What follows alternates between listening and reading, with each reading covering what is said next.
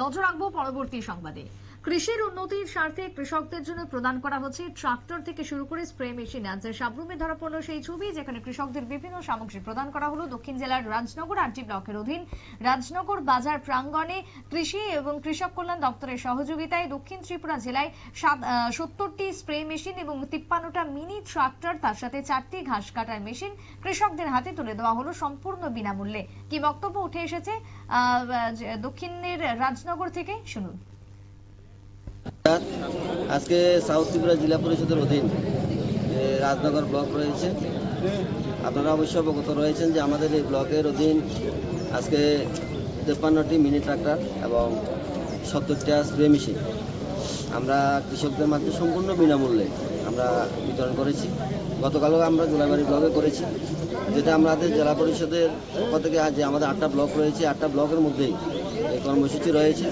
আমাদের ভারতবর্ষের মাননীয় প্রধানমন্ত্রী এবং ত্রিপুরা রাজ্যের মাননীয় মুখ্যমন্ত্রী যেটা কথা দিয়েছিলেন যে কৃষকদের আয় দ্বিগুণ করার লক্ষ্যে কৃষকদের বিভিন্ন সুবিধা প্রদান করা হবে।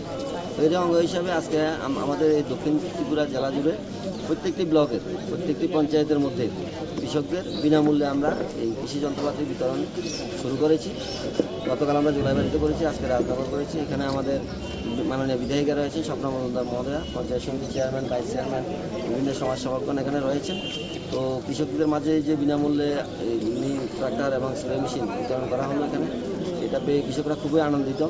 এবং অতীতে যেগুলি দেখেনি কোনো কৃষকরা বলেছে, কিছুক্ষণ আগে একটা কৃষক বলেছে যে আমরা দীর্ঘ 25 বছর যে একটা সরকার ছিল আমরা কখনো দেখেনি যে এইভাবে কৃষকদের বিনামূল্যে যন্ত্রপাতি বিলি করতে, বরঞ্চ তারা কৃষকদের থেকে আরও শোষণ করে নিয়ে গেছে। বিভিন্ন পার্টি ফান্ডের চাঁদা তারা কালেকশন করে নিয়ে গেছে।